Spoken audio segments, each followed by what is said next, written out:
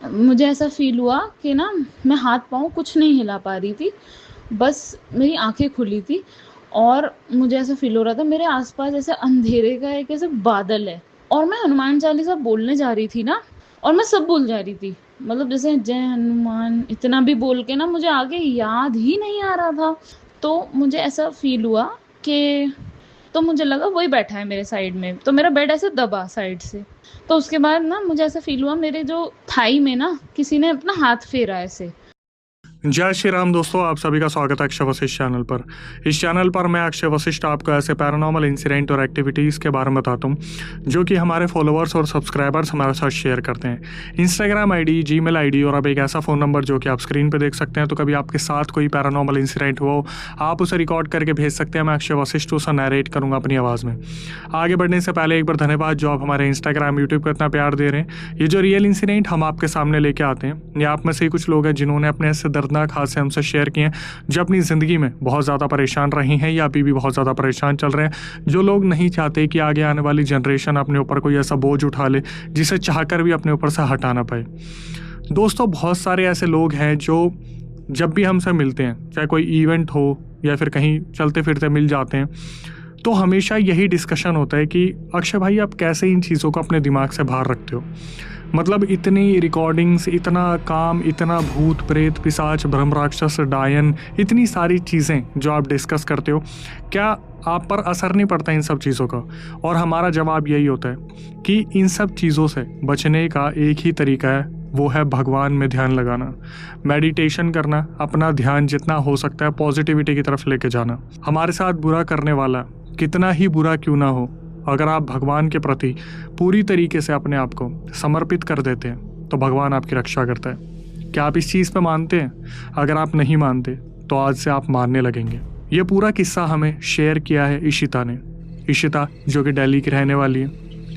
इनकी पढ़ाई लिखाई, जन्म, परवरिश सब कुछ दिल्ली से हुआ। एक लौती अपनी मम्मी पापा के हैं।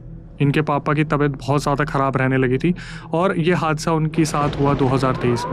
उस टाइम पर पापा जॉब नहीं करते थे, तो मात्र 21-22 साल में इशिता के ऊपर बहुत ज़्यादा प्रेशर था। किस चीज़ का? कि घर में अर्निंग सोर्स इशिता को ही बनना था। इन्होंने अपनी पढ़ाई पूरी की और फिर एक करियर चूज़ किया कंटेंट राइटर बनने का। कंटेंट राइटर होने पर आपको पता है कि एक इंसान को बहुत क्रिएटिव होना पड़ता है। नई नई चीज़ें उसके दिमाग में, आइडिया हमेशा आने चाहिए, वरना आप समय के साथ, मतलब वक्त के साथ अपडेटेड नहीं रहते तो कोई और आपकी जगह ले सकता है। इशिता को वर्क फ्रॉम होम मिला हुआ था और इशिता को ट्रैवलिंग करना बहुत ज़्यादा पसंद था। जब ये किस्सा इशिता के साथ हुआ, उस टाइम पर इशिता ऋषिकेश में थी। ट्रैवलिंग करते टाइम, वर्क फ्रॉम होम करते टाइम उनके पास जो लैपटॉप हुआ करता था उसमें वो काम किया करती थी। कंपनी से उन्हें 20,000 रुपये सैलरी मिला करती थी। इनका कोई भाई नहीं था, तो इनके पेरेंट्स ने एक लड़के को अडॉप्ट किया हुआ था। लेकिन वक्त के साथ जैसे होता है ना कि लड़के को पता चल गया कि मैं अडॉप्टेड हूँ, तो घर में इस चीज़ को बार बार बोलना है कि मेरी मांगें पूरी नहीं हो रही क्योंकि मैं अडॉप्टेड हूँ, ऐसा हूँ वैसा हूँ, इसलिए मेरे को आप चीज़ें पूरी नहीं करके देते, इशिता को ज़्यादा प्यार करते हो। इन सारी चीज़ों की वजह से इशिता के पेरेंट्स थे, उन्होंने उसकी शादी करा दी थी। तो भैया और जो भाभी थे वो अलग होकर रहने लग गए थे। मतलब इशिता के ऊपर ही सारा प्रेशर था। जो भैया भाभी थे वो मम्मी पापा का खर्चा नहीं उठाते थे। उस टाइम पर जैसे कि मैंने बताया, इशिता ऋषिकेश में थी और वहाँ पर वो एक हॉस्टल में थी जहाँ पर वो रह रही थी। उधर उस कमरे में, जिसे वो डॉम कहती हैं, वहाँ पर 10 बेड लगे हुए थे। 10 बेड जिसमें से 8 ऑक्यूपाइड थे। बिल्कुल दीवार के कोने में 2 बेड लगे हुए थे, जिसमें से एक बेड इशिता का था और सामने वाला बेड उनकी दोस्त का था। दोस्त जिनका नाम था कीर्ति। ऋषिकेश के इस हॉस्टल में ही इशिता और कीर्ति की दोस्ती हुई थी। कीर्ति जो थी वो अपने किसी प्रोजेक्ट पे यहाँ पे आ रखी थी, लंबे समय तक नहीं रहने वाली थी। लेकिन जो इशिता थी उनको यहाँ पर रहते हुए कम से कम 3 महीने हो चुके थे। सैलरी टाइम पर आया करती थी। उधर का रेंट निकालना उस हॉस्टल का और फिर घर पे पैसे पकड़ाने, उसी के साथ इशिता ट्रैवलिंग किया करती थी, घूमा फिरा करती थी।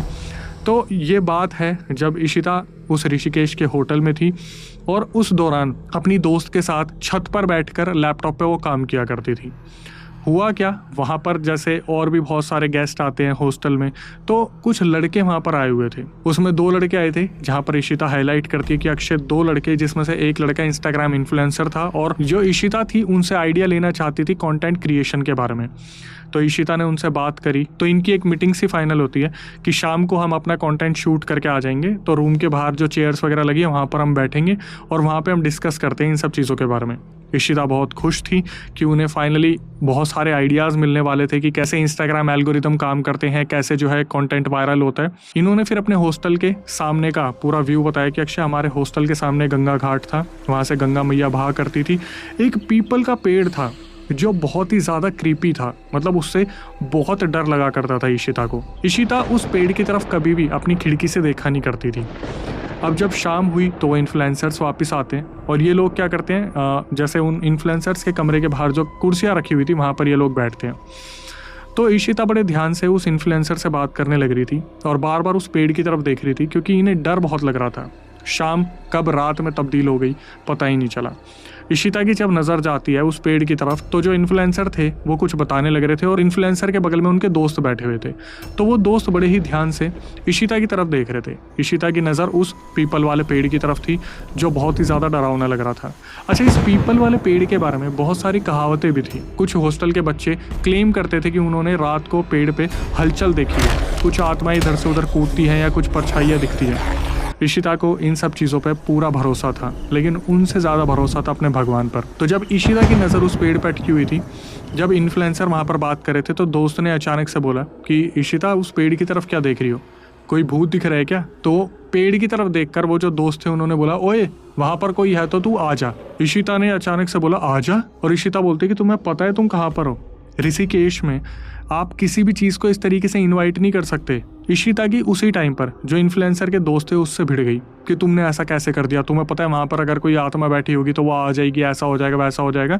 तो वो जो इन्फ्लुएंसर थे वो शांत कराना शुरू करते हैं, पर जो दोस्त थे वो बोल रहे थे कि तुम पागल हो क्या, ऐसे थोड़ी ना किसी को बोलने पर कोई चीज़ आ जाती है। इन लोगों को इन सब चीज़ों पर भरोसा नहीं था। इशिता ने क्या करा, गुस्से में बातचीत वहीं ख़त्म करी और वो अपने रूम में आ गई। इशिता उस टाइम पर सो गई। जब वो सुबह उठी तो उन्हें बड़ी घबराहट सी हो रही थी। सर्दियों के टाइम पर उन्हें ऐसा लग रहा था जैसे मुझे बहुत तकलीफ़ हो रही है, गर्मी लग रही है, चुभन हो रही है और बार बार बॉडी पर रैशेज वगैरह बहुत सारी चीज़ें अगले 3 दिन के अंदर इनके साथ हुई।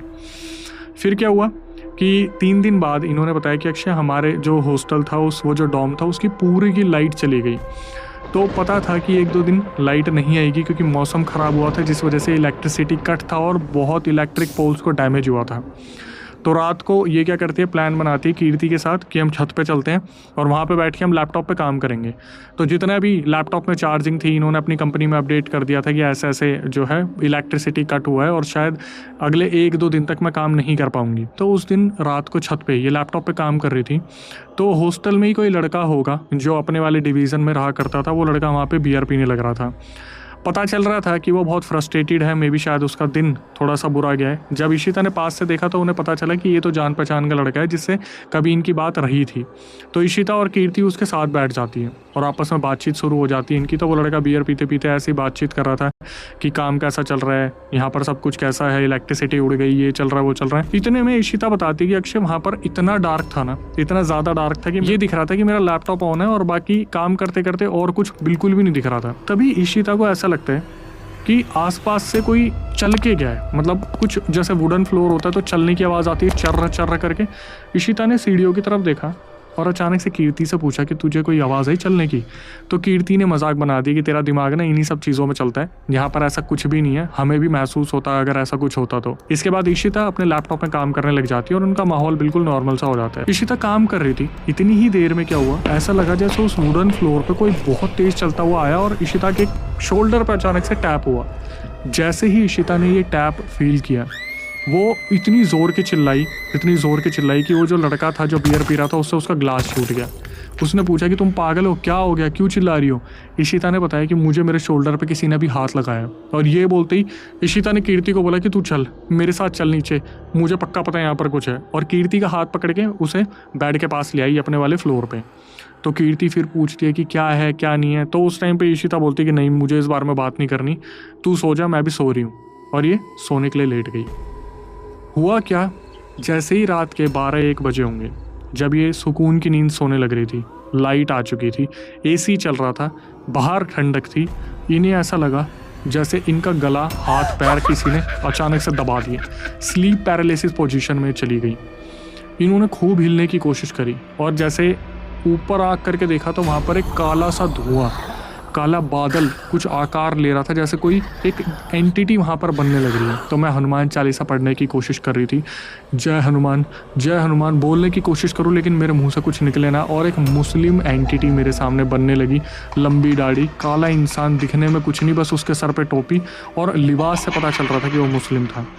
इन्होंने क्या करा, जैसे ही इन्होंने देखा कि वो मुस्लिम एंटिटी आगे आने लग रही, इन्होंने क्या करा, जय श्री राम, जय श्री राम, जय श्री राम, जय श्री राम। तो हुआ क्या, उस टाइम पर जो इनकी दोस्त थी कीर्ति, वो उठ के बोलती है, अरे इशिता क्या हुआ? और इशिता अचानक से उठती हैं, बुरी तरीके से पसीने में वो थी। उन्होंने फिर भी कुछ नहीं बोला, ये सोच के कि शायद मैंने बुरा सपना देखा है, बस ये बोल दे कि कुछ नहीं है बहन, मुझे ऐसा लगा मैंने बुरा सपना देखा है। तो कीर्ति सो गई, ये भी लेट गई। अब इसके बाद ये चीज़ें थमी नहीं, इनके साथ चीज़ें और बढ़ने लगी। जब ये सो रही थी, मुश्किल से नींद लगी होगी 1 घंटे के बाद, अचानक से इनकी थाई पे किसी ने हाथ को फेरा।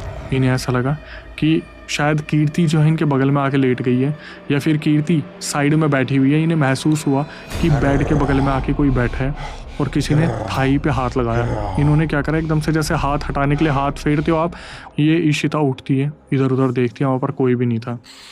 ये करवट लेती है और बस सोचने लगती है कि क्या हो रहा है, क्या नहीं हो रहा, कुछ ऐसा है। अचानक से इनके पैर पे कोई चीज़ रेंगती हुई आई।